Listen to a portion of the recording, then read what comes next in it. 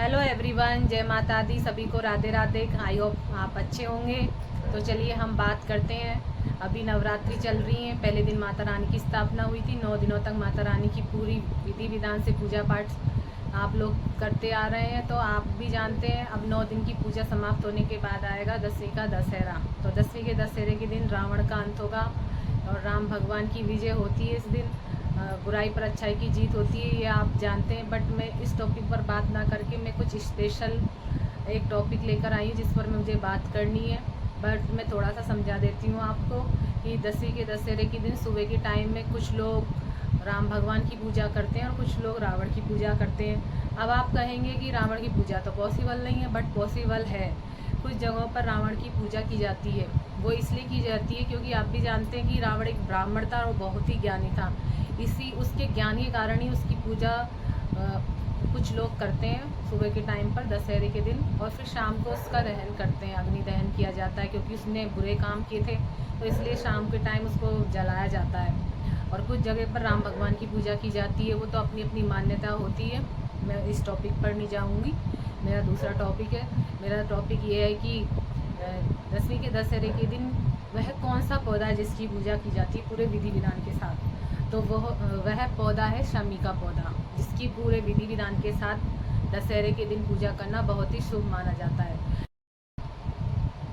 शमी का जो पौधा है वो शनि देव को बहुत प्रिय लगता है। उनका प्रिय पेड़ है, वो प्रिय पौधा है। तो ऐसी मान्यता, पौराणिक मान्यताओं के अनुसार ऐसा माना जाता है कि 10वीं के दशहरे के दिन यदि पूरे विधि विधान के साथ शमी के वृक्ष की पूजा की जाती है तो शनि देव काफ़ी प्रसन्न होते हैं। जो काफ़ी टाइम से चली आ रही हमारे जीवन में समस्याएं होती हैं, उन समस्याओं का निवारण भी होता है। वो सारे दुख दर्द समाप्त हो जाते हैं, ख़त्म हो जाते हैं। और एक मान्यता ये भी है कि पांडवों ने 10वीं के दशहरे के दिन ही शमी के वृक्ष की पूजा पाठ पूरी विधि विधान के साथ की थी, और जो उनके अस्त्र शस्त्र से उनको शमी के वृक्ष के अंदर छिपाया था। और कोई भी व्यक्ति या कोई भी इंसान 1 साल तक उनको ढूंढ नहीं पाया था। उनको मालूम भी नहीं चला था कि पांडवों ने अपने अस्त्र शस्त्र कहाँ पर छिपा कर रखे हैं। तो इस मान्यता के अनुसार भी शमी के वृक्ष की पूजा पाठ की जाती है। वैसे तो शमी की पूजा पाठ रोज़ाना करना चाहिए, शुभ रहता है। और शनिवार के दिन तो स्पेशली करनी ही चाहिए। मंगलवार या शनिवार या दोनों दिन भी कर सकते हैं। रोज़ाना करते हैं तो काफ़ी अच्छा रहता है। मेरे घर में भी लगा हुआ है, मैं तो डेली पूजा पाठ करती हूँ। आपको भी करनी चाहिए शमी के पौधे की पूजा पाठ। और हमारे शास्त्रों के अनुसार, हमारे पुराणों के अनुसार एक मान्यता ये भी है कि 10वीं के दशहरे के दिन अगर शमी के पौधे को घर में लाकर लगाया जाता है तो बहुत ही शुभ रहता है, बहुत ही फलदायी रहता है। और शमी का पौधा लगाना भी चाहिए।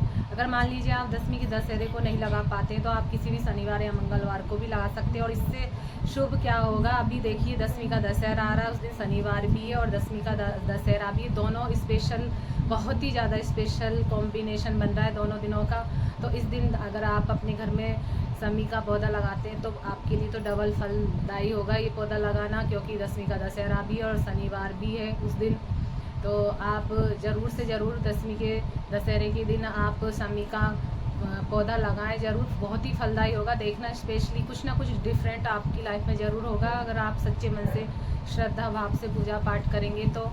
इसके और मैं थोड़ा सा बता देती हूँ कि शमी के पौधे की पूजा पाठ करने की जो विधि होती है उसमें शुद्ध नहा धोकर सब कामों से निवृत्त होकर पहले तो शुद्ध जल चढ़ाया जाता है, फिर गंगा जल के छींटे दिए जाते हैं, फिर रोली से तिलक किया जाता है, अक्षत चढ़ाए जाते हैं, यानी कि चावल वो टूटे फूटे नहीं होने चाहिए।